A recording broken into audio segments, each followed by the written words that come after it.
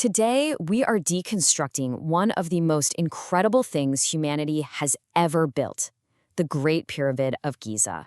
It's an icon, right? We've all seen it in pictures, but it is filled with so many mysteries that, honestly, we're still just scratching the surface. And get this, for 3,800 years, this was the tallest thing we had ever built on planet Earth. Just let that sink in for a second. 3,800 years.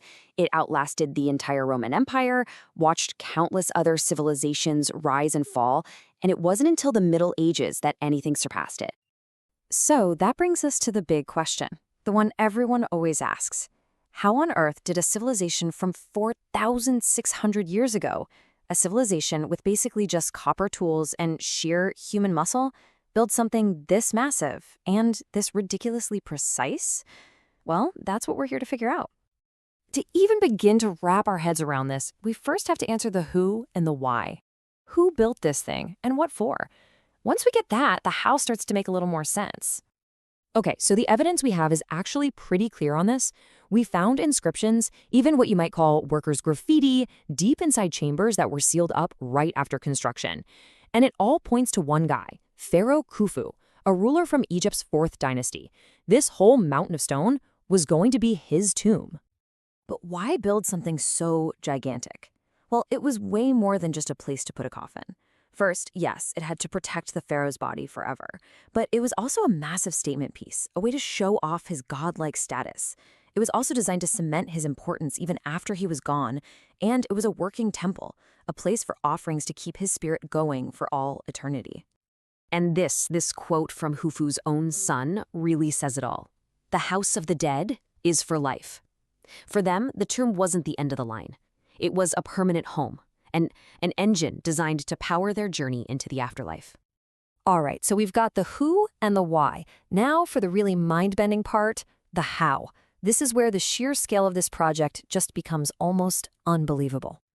First off, the supply chain alone was an absolute marvel. Most of the core blocks were limestone that they quarried right there on the Giza Plateau. Easy enough. But the beautiful, smooth, white casing stones that made the pyramids shine in the sun, those had to be floated on boats from a quarry in Tora across the Nile. And for the really important chambers inside, they used enormous granite blocks, some weighing 80 tons, that had to be hauled over 900 kilometers from Aswan deep in the south.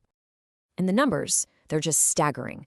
We're talking about an estimated 2.3 million stone blocks. The total weight comes out to something like 6 million tons. It's a number that's so big, it's almost impossible to even picture. But here's the kicker. It wasn't just huge. It was incredibly precise. Each side of the base is over 230 meters long, but the difference between the longest and shortest side is only 58 millimeters. That is literally less than the width of my hand. The whole thing is aligned to true north, south, east, and west with stunning accuracy. It's just insane. So who did all this backbreaking work? Well, you can forget everything you've seen in the old Hollywood movies. This was not built by slaves. The workers' graffiti I mentioned tells us it was built by organized gangs of skilled, paid laborers.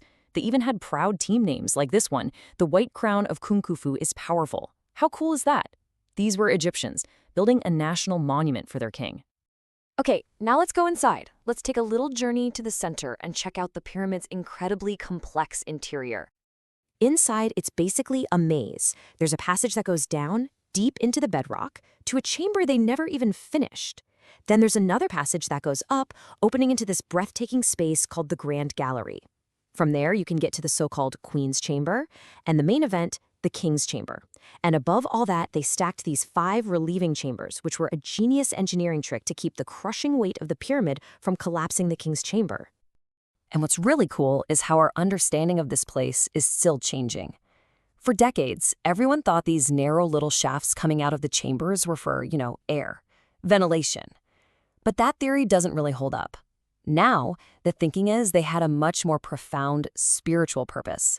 They were symbolic pathways, aimed precisely at certain stars, for the king's spirit to ascend into the heavens. But here's the thing, the story is far from over. In fact, you could say it's unfolding right now, in our lifetime, because we are still unlocking this ancient giant's secrets. I mean, just look at this timeline of discovery. It's not all ancient history. Sure, they found those relieving chambers way back in 1837. But then in 1954, they found Khufu's fully intact solar boat buried next to the pyramid. And just in the last few years, we've used cosmic ray scans to find a massive hidden void, and tiny cameras to confirm a new corridor. The pyramid is still talking to us. And sometimes, a new discovery creates a whole new puzzle. Check this out. Back in 1872, an engineer found a little piece of cedar wood inside one of those narrow shafts. But then, the artifact was lost. It sat in a museum collection in Scotland for more than 100 years until someone rediscovered it just recently. So, of course, they carbon dated it, and the result was a complete shock. The wood was dated to be about 500 years older than the pyramid itself. So what does that mean? It seems to suggest the Egyptians were recycling precious ancient timber, maybe from an even older sacred building. A total mystery. And then there's the big one, the big void. Using technology that sounds like it's straight out of science fiction, cosmic ray muon radiography, scientists basically X-rayed the pyramid. And they found a massive, completely inaccessible cavity, a void, sitting right above the Grand Gallery. It's huge, at least 30 meters long, and we have absolutely no idea what it is or why it's there. The Great Pyramid still has its secrets. So, when you pulled it all together, what are the big takeaways here? We're looking at a monument of mind-boggling scale and almost impossible precision. It was built not by slaves, but by a highly organized, skilled, and proud national workforce. Its interior was this complex machine designed to launch the pharaoh into eternity. And maybe the coolest part, it's a living piece of history that's still giving up its secrets thanks to modern technology. Which kind of leaves you with this one final thought. This is a monument, built with the simplest of tools that has outlasted entire empires, religions, and whole chapters of human history. It really makes you stop and wonder, doesn't it?